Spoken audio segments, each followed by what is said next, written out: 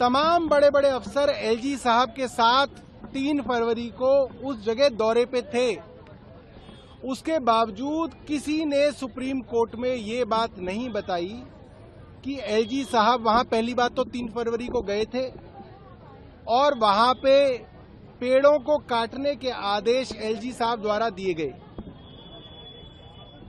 अब supreme court के सामने ये बात साफ हो गई है कि आदेश एलजी साहब ने दिए और ये बात डीडीए की 2 ईमेल्स के द्वारा ये बात साफ हो गई है। एक और बड़ा षड्यंत्र सबके सामने खुल के आ गया है कि जिस तरीके से उस सड़क की अलाइनमेंट चुनी गई, उन सड़कों को चौड़ा करने के लिए आप फार्म हाउस की जमीनें भी ले सकते थे।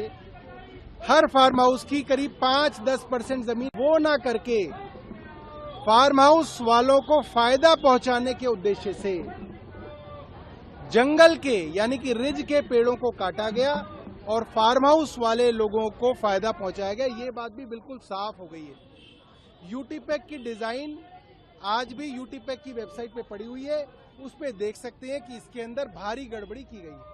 तमाम बड़े बड़े अफसर एलजी साहब के साथ 3 फरवरी को उस जगह दौरे पे थे।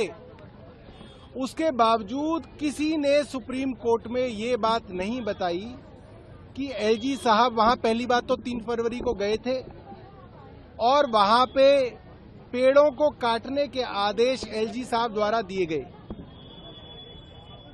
अब सुप्रीम कोर्ट के सामने ये बात साफ हो गई है कि आदेश एलजी साहब ने दिए और ये बात डीडीए की 2 ईमेल्स के द्वारा ये बात साफ हो गई है।